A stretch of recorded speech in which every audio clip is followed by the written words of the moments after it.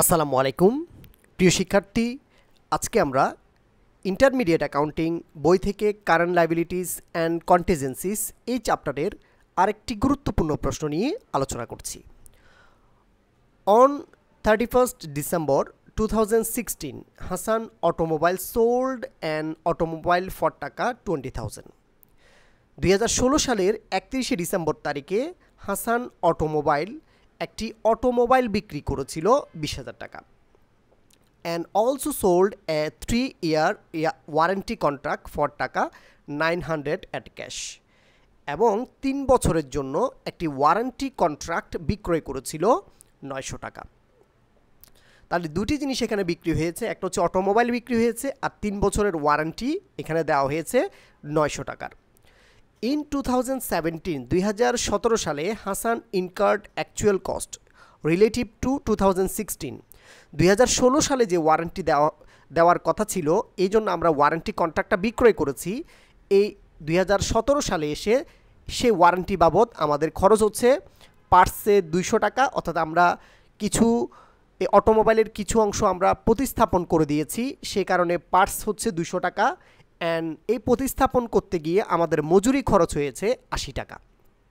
খুবই গুরুত্বপূর্ণ একটা প্রশ্ন, এই প্রশ্নটা বুঝার আছে, প্রত্যেকটা লাইন বুঝতে পারলে অঙ্কগুলো সহজে করা যায়। Make journal entries in the year 2016 and 2017, 2016 সাল এবং 17 সালের জাবেদা দেওয়ার জন্য বলা হয়েছে। প্রশ্নটা আমরা আরেকবার অ্যানালাইসিস করব। 2016 ডিসেম্বর 31-এ হাসান অটোমোবাইল একটি অটোমোবাইল বিক্রি করেছিল 20,000 টাকা। এই অটোমোবাইলটাকে আমরা গুডস হিসাবে এখানে ধরে নিব, পণ্য হিসাবে ধরে নিব। And also sold 3-year warranty contract for টাকা 900 অ্যাট ক্যাশ। 900 টাকার ওয়ারেন্টি কন্ট্রাক্ট বিক্রি করা হয়েছিল। এই যে অটোমোবাইল বিক্রয়ের সময় একটা ওয়ারেন্টিও দেওয়া হয়েছিল, সেটাও এখানে বিক্রয় হিসাবে গণ্য হবে 900 টাকা। In 2017, Hassan incurred actual cost relative to 2016 warranty sales of টাকা 200 parts and টাকা 80 for labor। 2016 সালের যে ওয়ারেন্টি বাবদ আমরা টাকা নিয়েছিলাম, সেই টাকার অ্যাকচুয়ালি কস্ট হয়েছে পার্টসে 200 টাকা এবং লেবারে খরচ হয়েছে 80 টাকা।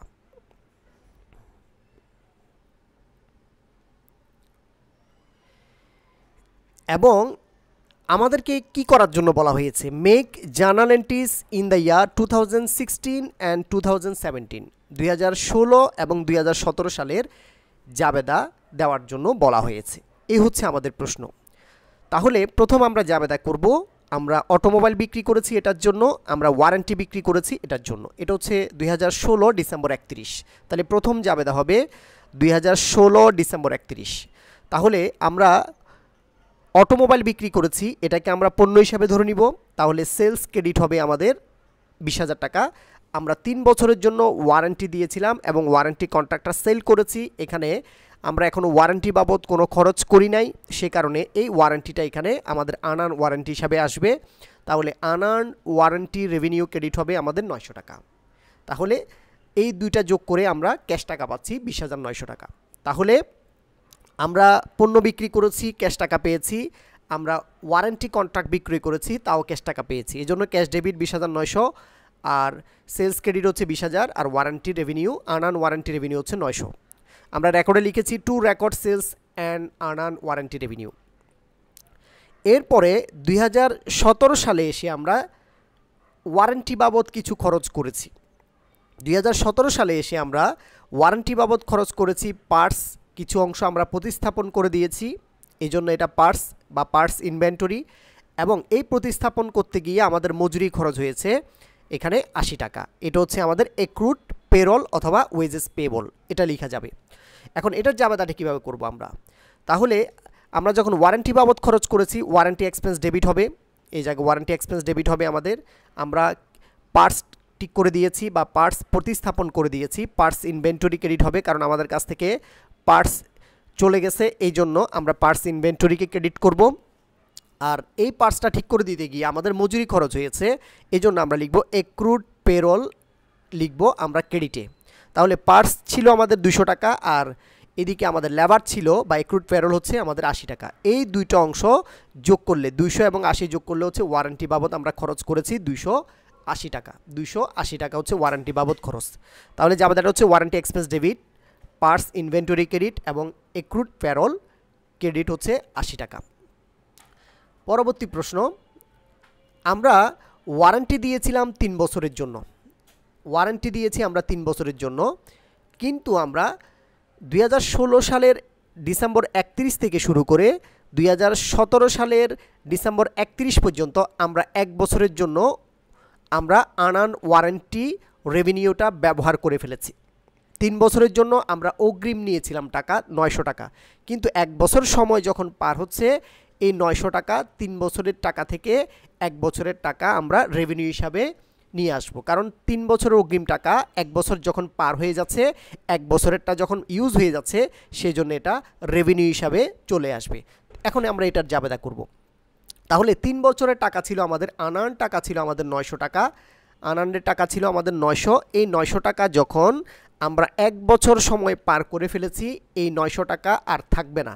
এই 900 টাকা থেকে 1 বছরের টাকা রেভিনিউ হিসাবে চলে আসবে, আর 2 বছরের টাকা আনান হিসাবে এখনও থাকবে। তাহলে এই 900 টাকা থেকে যখন রেভিনিউ হিসাবে চলে আসতেছে, তখন সেক্ষেত্রে আমাদের জাবেদা হবে আনান ওয়ারেন্টি রেভিনিউ ডেবিট এবং ওয়ারেন্টি রেভিনিউ ক্রেডিট। কারণ 900 টাকা অগ্রিম ছিল, ওই টাকা থেকে 1 বছরের টাকা আয় হিসাবে গণ্য হবে।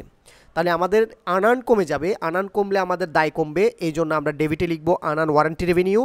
আর আমাদের যখন আয় বৃদ্ধি পাবে তখন আমরা লিখব ওয়ারেন্টি রেভিনিউ ক্রেডিট। তাহলে কত টাকা? 900 টাকাকে আমরা 3 দিয়ে ভাগ করলে 1 বছরের টাকা ওয়ারেন্টি রেভিনিউ হিসাবে গণ্য হবে। তাহলে 900কে 3 দিয়ে ভাগ করলে পাচ্ছি আমরা 300 টাকা আমাদের রেভিনিউ হিসাবে আর্ন হয়েছে। তাহলে আমরা জাবেদাটা লিখছি এখানে আনান warranty revenue debit, warranty revenue credit 300 টাকা 300 টাকা। এই 3টা জাবেদা আমাদের এই প্রশ্নে করতে হচ্ছে। প্রথম প্রশ্ন জাবেদা হচ্ছে আমরা অটোমোবাইল বিক্রি করেছি এবং ওয়ারেন্টি কন্ট্রাক্ট বিক্রি করেছি। এরপরে জাবেদা হচ্ছে 2017 ডিসেম্বর 31-এ আমরা ওয়ারেন্টি বাবদ খরচ করেছি, পার্টস করে দিয়েছি এবং কিছু লেবার বাবদ খরচ করেছি। এবং 3 নাম্বার জাবেদাটা হচ্ছে 3 বছরের জন্য ওয়ারেন্টির যে আনান টাকাটা আমরা নিয়েছিলাম, সেখান থেকে 1 বছর যখন সময় পার হচ্ছে, সেটা 1 বছরের টাকাটা রেভিনিউ হিসাবে গণ্য হবে। তাহলে রেভিনিউ বাড়বে, আমাদের আয় বাড়বে, সেজন্য আমরা ওয়ারেন্টি রেভিনিউকে ক্রেডিট করেছি এবং আনান ওয়ারেন্টি রেভিনিউকে ডেবিট করেছি। তাহলে 3 বছরে 900 টাকা হলে 1 বছরের টাকা হচ্ছে 300 টাকা। এই হচ্ছে আমাদের এই প্রশ্নের জাবেদা। আশা করি বুঝেছ। এই ধরনের প্রশ্নগুলো অবশ্যই প্র্যাকটিস করতে হবে, প্র্যাকটিস ছাড়া এগুলো কখনোই সম্ভব না। তো আজকে এটুকুই, ধন্যবাদ সাথে থাকার জন্য। আসসালামু আলাইকুম ওয়া রাহমাতুল্লাহ।